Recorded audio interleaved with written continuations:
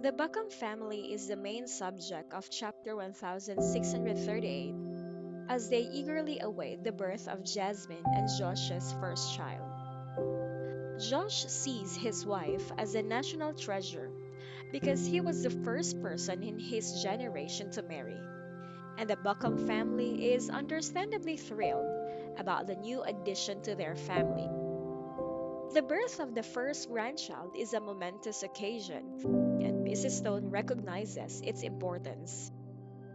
She worries about Serenity, her niece, and wants to know how she is doing.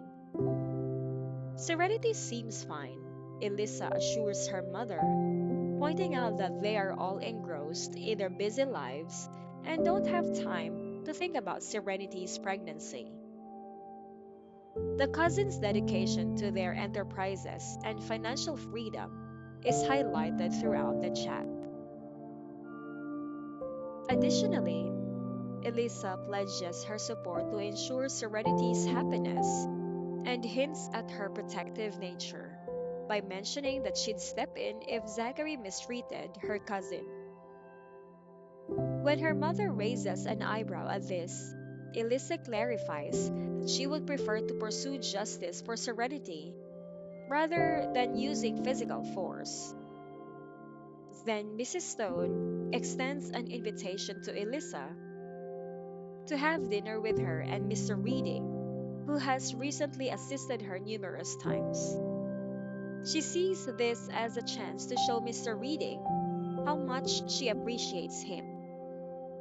Although Elisa concerns if a formal dinner is necessary, she concedes when her mother urges that she go.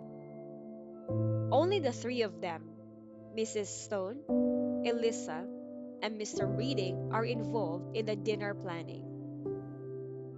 Elisa is aware of her mother's subtly veiled ambitions to find her a partner and considers whether Remy's pursuit has increased her mother's desire to do so.